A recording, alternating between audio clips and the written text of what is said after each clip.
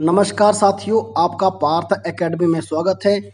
आगे बढ़ने से पहले चैनल को सब्सक्राइब कीजिए। जैसे आपको अवगत है, पार्थ एकेडमी में प्रीवियस ईयर क्वेश्चन पेपर की एक सीरीज चल रही है। उस सीरीज का ये छठा प्रश्न पत्र है। हिमाचल प्रदेश किस हिमालयी क्षेत्र में पड़ता है?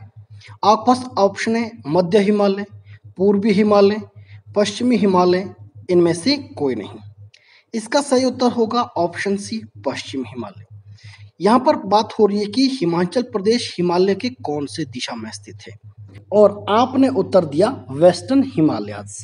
अब ध्यान दीजिएगा, जब हम हिमाचल प्रदेश में हिमालय को देखते हैं तो सबसे पहले हिमालय को हिमाचल प्रदेश में हम चार भागों में बांटते हैं, जैसे शिवालिक हिमालय, लघु हिमालय, आंतरिक हिमालय और ट्रांस हिमालय। ध्यान दीजिए, यहाँ पर हिमालय को हम इसकी ऊंचाई के आधार पर वर्गीकृत करते हैं। जैसे मैंने पहले कहा, जो शिवालिक है इसकी ऊंचाई 350 मीटर से 1500 मीटर तक है। ध्यान दीजिएगा, शिवालिक का शाब्दिक अर्थ होता है शिव की जटाएं। ध्यान दीजिएगा, जो शिवालिक है, शिवालिक पर्वत को हम मेनाक पर्वत के नाम से भी जानते हैं। और साथ ही साथ हमें ये भी पता होना चाहिए, जो शिवालिक पर्वत है हिमाचल प्रदेश में जितनी भी दून घाटियां हैं वो सभी दून घाटियां शिवालिक पर्वत के अंतर्गत आती है। जैसे दून और सपरून घाटी वो आपकी सोलन में है, जसवा दून घाटी ये ऊना में है, हल्दून घाटी ये कांगड़ा में है, और क्यारदून घाटी आप मुझे कमेंट बॉक्स में बताओ कहाँ पर है। इसके साथ हम बात करते हैं लघु हिमालय, बोले तो लेसर हिमालय। जो लघु हिमालय है इसकी ऊंचाई 1500 मीटर से 4500 मीटर के मध्य है। और अगर यहाँ पर एक बात और ध्यान देने योग्य है, जो लेसर हिमालय है, बोले तो लघु हिमालय है, इसके अंतर्गत दो पर्वत श्रृंखलाएं पड़ती है। एक धौलाधार पर्वत श्रृंखला और दूसरी पीर पंजाल पर्वत श्रृंखला। इसके साथ बात करते हैं आंतरिक हिमालय की, बोले तो इनर हिमालय। इसकी ऊंचाई 4500 मीटर से 6500 मीटर के मध्य है। अंत में बात करते हैं ग्रेटर हिमालय की, सीधा सा मतलब है ट्रांस हिमालय की। ध्यान दीजिएगा, जो ट्रांस हिमालय की जो ऊंचाई है ये 6500 से ऊपर है। तो आप अब यहाँ पर कहेंगे कि सर हिमाचल प्रदेश की जो सबसे ऊंची चोटी शिला चोटी है इसकी ऊंचाई 7026 मीटर है, तो ये किस हिमालय के अंतर्गत आती है? तो आपने उत्तर देना है ट्रांस हिमालय के अंतर्गत। आशा करता हूँ कि आपको ये प्रश्न अच्छे से समझ आ गया होगा।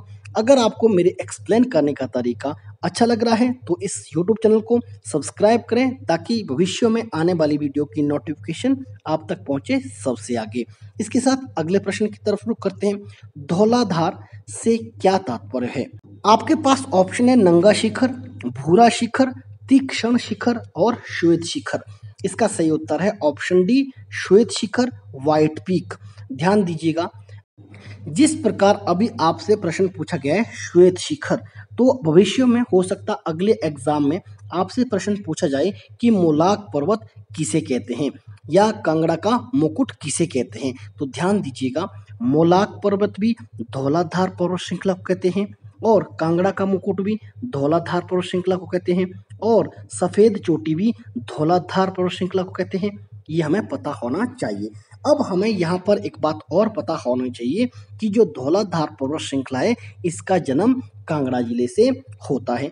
अब यहाँ से चार प्रश्न मुख्य तौर पर एग्जाम में पूछे जाते हैं, और जो एग्जाम में बार बार पूछे जाते हैं। ध्यान दीजिएगा, जो धौलाधार पर्वत श्रृंखला है ये हिमाचल प्रदेश में कहाँ कहाँ तक फैली हुई है? तो ध्यान दीजिएगा, जब हम शिमला की बात करते हैं कई बार प्रश्न इस तरह से पूछा जाता है कि जो धौलाधार पर्वत श्रृंखला है ये शिमला में कहाँ तक फैली हुई है?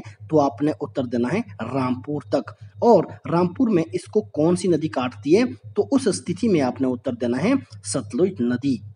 अगर यहाँ पर बात करें कि कुल्लू में जो आपकी धौलाधार पर्वत श्रृंखला है ये कहाँ तक फैली हुई है, तो आपने उत्तर देना है लारजी नामक स्थान तक फैली हुई है, और यहाँ पर इसको ब्यास नदी काटती है। इसके साथ साथ हमें ये भी पता होना चाहिए कि जो धौलाधार पर्वत श्रृंखला है इसको चंबा में रावी नदी काटती है।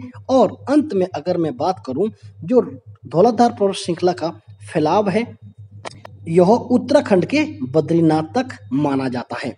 इतना हमें इस प्रश्न के बारे में पता होना चाहिए, एग्जाम के दृष्टिकोण से बहुत महत्वपूर्ण है। आगे बढ़ने से पहले आपसे मैं एक प्रश्न पूछता हूँ कि जो धौलाधार पर्वत श्रृंखला है, इसके अंतर्गत पड़ने वाली मंडी की एक सबसे ऊंची चोटी है, उस चोटी का क्या नाम है? अब अगले प्रश्न की तरफ रुख करते हैं। लाहौल स्पीति हिमाचल प्रदेश के कुल भौगोलिक क्षेत्र का कितना प्रतिशत आवरित करता है?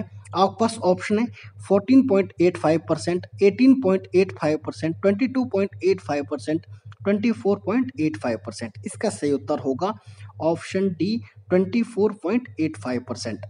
यहाँ पर सबसे पहले हमें समझना पड़ेगा कि लाहौल स्पीति का कुल क्षेत्रफल कितना है।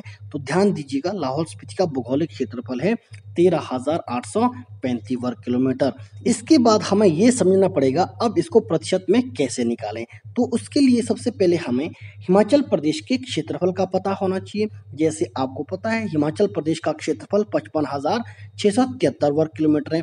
अब आप प्रतिशत में बहुत आसानी से निकाल सकते हैं। सबसे पहले आपको लिखना है हिमाचल प्रदेश के लाहौल स्पीति का क्षेत्रफल, जैसे मैंने पहले कहा 13,835, फिर लिखना है अपॉन बोले तो बटा हिमाचल प्रदेश का क्षेत्रफल 55,673 वर्ग किलोमीटर, फिर करना गुणा, उसके बाद लिखना है 100 और अब आएगा आपके सामने 24.85। इसके साथ हमें ये भी पता होना चाहिए कि क्षेत्रफल के आधार पर लाहौल स्पीति हिमाचल प्रदेश का सबसे बड़ा जिला है। आपने मुझे कमेंट बॉक्स में बताना है कि क्षेत्रफल के आधार पर हिमाचल प्रदेश का सबसे छोटा जिला कौन सा है। इसके साथ अगले प्रश्न की तरफ रुख करते हैं। पंडोह झील हिमाचल प्रदेश के किस जिले में स्थित है? आपके पास ऑप्शन है चंबा, किन्नौर, मंडी और कुल्लू। ध्यान दीजिएगा सबसे पहले कि जो मेरे पास ये प्रश्न पत्र आया है ना, इसमें पहले ही टिक लगे हुए थे, समझ पा रहे हैं आप? तो इसीलिए आप इन टिक पर ज़्यादा ध्यान ना दीजिएगा, आप ध्यान दीजिए मैं क्या एक्सप्लेन कर रहा हूँ। इसका सही उत्तर होगा ऑप्शन सी मंडी। यहाँ पर कंफ्यूज नहीं होना है कि पंडोह झील और पंडोह डैम अलग अलग है क्या या एक ही है। तो ध्यान दीजिएगा ये दोनों एक ही है। जब हम पंडोह झील की बात करते हैं, पंडोह झील हिमाचल प्रदेश की सबसे छोटी मानव निर्मित झील है जिसकी लंबाई 14 किलोमीटर है। और ध्यान दीजिएगा जो ये पंडोह झील है ये ब्यास नदी पर बनी है। जब हम पंडोह झील को डैम के आधार पर देखते हैं तो हिमाचल प्रदेश में कुछ ऐसे डैम हैं जो एग्जाम में बार बार पूछे जाते हैं, जैसे कि लारजी डैम जो कुल्लू में पड़ता है और ब्यास नदी पर है। अगर हम बात करें पोंग डैम की जो कांगड़ा में है और ये भी ब्यास नदी पर है। अगर हम यहाँ पर बात करें कोल डैम की, कोल डैम बिलासपुर में है और ये सतलुज नदी पर है। साथ ही साथ अगर हम बात करें भाखड़ा डैम की, जो भाखड़ा डैम है ये सतलुज नदी पर है और ये भी आपका बिलासपुर के किनारे पर है। और अगर हम अंत में बात करते हैं चमेरा डैम की, जो चमेरा डैम है ये चंबा में है और ये रावी नदी पर स्थित है। इतना हमें इस प्रश्न के बारे में पता होना चाहिए। एग्जाम के दृष्टिकोण से जितने भी मैंने आपको तथ्य बताए ये बहुत ही महत्वपूर्ण है। इसके साथ अगले प्रश्न की तरफ रुख करते हैं। बाणगंगा हिमाचल प्रदेश की किस नदी की सहायक नदी है? आपके पास ऑप्शन है ब्यास, सतलुज, यमुना और रावी। इसका सही उत्तर है ऑप्शन ए ब्यास। देखो यहाँ पर टिक लगाया गया है यमुना पर एक गलत उत्तर है। इसका सही उत्तर होगा ऑप्शन ए ब्यास। ध्यान दीजिएगा जब हम हिमाचल प्रदेश में गंगा नाम की नदियां देखते हैं तो हमें 3 नदियां याद आनी चाहिए, जैसे बाणगंगा ये कांगड़ा में है और खीर गंगा ये कुल्लू में है। ध्यान दीजिएगा एक कॉमन बात क्या है इसमें, जो बाणगंगा है और खीर गंगा है ये दोनों ब्यास की सहायक नदियां हैं। इसके साथ साथ हम बात करते हैं गिरी गंगा की, जो गिरी गंगा है ये सिरमौर में स्थित है और ये यमुना नदी की सहायक नदी है। अगर आप बोलेंगे सर हमने तो गुप्त गंगा भी पढ़ा हुआ है, जी हाँ, जो गुप्त गंगा है ये झरना है जो मंडी में स्थित है। इस प्रकार हमें 3 नदियों का पता चला जो गंगा नाम से है और एक झरने का पता चला। कई बार एग्जाम में प्रश्न पूछा जाता है कि जो कांगड़ा किला है, सीधा मतलब है जो नगरकोट का किला है, उसका संबंध किस नदी से है? तो आपने उत्तर देना है बाणगंगा से। इतना हमें इस प्रश्न के बारे में पता होना चाहिए। आशा करता हूँ आप वीडियो को एंजॉय कर रहे हैं। अगर आपको वीडियो सच में अच्छी लग रही है तो चैनल को सब्सक्राइब करते चलें। इसके साथ अगला प्रश्न देखते हैं। हिमाचल प्रदेश में किस स्थान पर हिमाचल प्रदेश का सर्वप्रथम वायुपतन निर्मित हुआ? आपके पास ऑप्शन है जुब्बलहट्टी, गग्गल, भुंतर या इनमें से कोई नहीं। ध्यान दीजिएगा, सबसे पहले हमें ये पता होना चाहिए कि हिमाचल प्रदेश में कितने एयरपोर्ट हैं। तो आपने उत्तर देना है 3 जो आपके समक्ष हैं, जैसे जुब्बलहट्टी, गग्गल और भुंतर। अब प्रश्न की बात करते हैं, तो इसका सही उत्तर होगा ऑप्शन ए जुब्बलहट्टी। सीधा मतलब है पहला जो एयरपोर्ट बनाया गया वो जुब्बलहट्टी बनाया गया। आप बोलिए सर कब बनाया गया? 24 मई 1987 को। इसके साथ हमें यह पता होना चाहिए, आप बोलेंगे सर गग्गल क्यों नहीं? तो ध्यान दीजिएगा, गग्गल का जब निर्माण हुआ या स्थापना हुई तो ये हुआ 20 दिसंबर 1989। अगर हम तीसरे एयरपोर्ट की बात करते हैं वो है भुंतर। तो ध्यान दीजिएगा, जो भुंतर है इसकी स्थापना 2008 में की गई थी। इतना हमें इसके बारे में पता होना चाहिए, एग्जाम की दृष्टिकोण से महत्वपूर्ण है।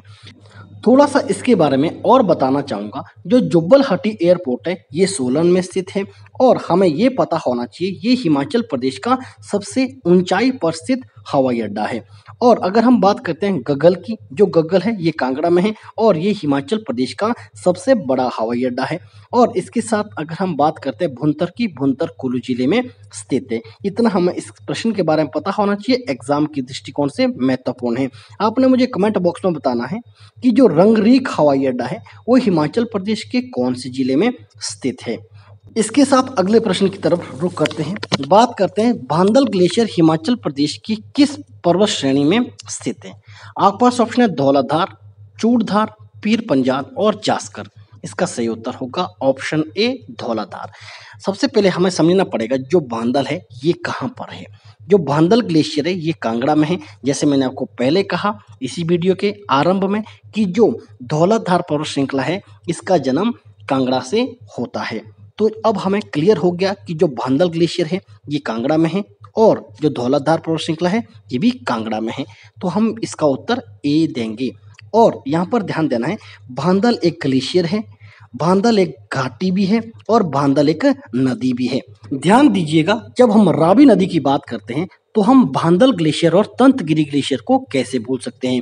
जो भांदल ग्लेशियर और तंतगिरी ग्लेशियर है इनसे 2 जलधाराएं निकलती है, एक भांदल जलधारा, एक तंतगिरी जलधारा। ये दोनों जलधाराएं बड़ा बंगाल नामक स्थान पर आपस में मिलती है और रावी नदी का निर्माण करती है।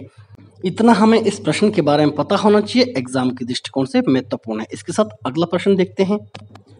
फुलेज त्योहार हिमाचल प्रदेश के किस जिले में मनाया जाता है। आपके पास ऑप्शन है चंबा, सिरमौर, शिमला और किन्नौर। इसका सही उत्तर होगा ऑप्शन डी किन्नौर। ध्यान दीजिएगा, जो ये फुलेज मेला है इसको वहाँ की स्थानीय भाषा में उख्यांग के नाम से भी जाना जाता है। अगर हम उख्यांग शब्द का संधि विच्छेद करते हैं तो ध्यान दीजिएगा, ऊ का मतलब होता है फूल, खयांग का मतलब होता है मेला। तो इस प्रकार हम कह सकते हैं उख्यांग का मतलब होता है फूलों का मेला, जो सितंबर माह में मनाया जाता है और ये किन्नौर जिले में लगता है और एग्जाम की दृष्टिकोण से बहुत महत्वपूर्ण है। आपने मुझे कमेंट बॉक्स में बताना है कि फूल यात्रा हिमाचल प्रदेश में कहाँ लगती है। इसके साथ अगले प्रश्न की तरफ रुख करते हैं। लबी मेला है लगभग, आपके पास ऑप्शन है 100 वर्ष प्राचीन, 200 वर्ष प्राचीन, 300 वर्ष प्राचीन और 400 वर्ष प्राचीन। सबसे पहले समझते हैं कि लबी मेला आरंभ कब हुआ था। तो ध्यान दीजिएगा, जो लबी मेला है ये 1682 ईस्वी में आरंभ हुआ था। किसने आरंभ किया था? राजा केरी सिंह ने आरंभ किया था। तो ध्यान दीजिएगा, जब हम राजा केरी सिंह की बात करते हैं तो हम इनकी 2 उपाधियों को कैसे भूल सकते हैं। जैसे अजान बाहू के नाम से बुशेर के किस राजा को जानते हैं? तो आपने उत्तर देना है केरी सिंह को। अगर हमें यहाँ पर बात करूँ कि रामपुर बुशेर के किस राजा को औरंगजेब ने छत्रपति की उपाधि से नवाजा था, तब भी आपने उत्तर देना है केरी सिंह। और तीसरा काम केरी सिंह ने क्या किया? लबी के मेले को आरंभ किया। अब प्रश्न की तरफ रुख करते हैं। प्रश्न क्या बोल रहा है कि जो लबी का मेला है ये कितना पुराना है। तो ध्यान दीजिए, जैसे मैंने आपको कहा 1682 से ये मेला आरंभ हुआ। तो 1682 छोड़िए, 1700 पर आइए, 1700, 1800 और 1900 है ना। अभी जो लगा है 2000, तो ध्यान दीजिएगा 17, 18, 19 कितने साल पुराना। क्या हम कह सकते हैं ये 300 साल पुराना मेला है। इसका सही उत्तर होगा ऑप्शन सी।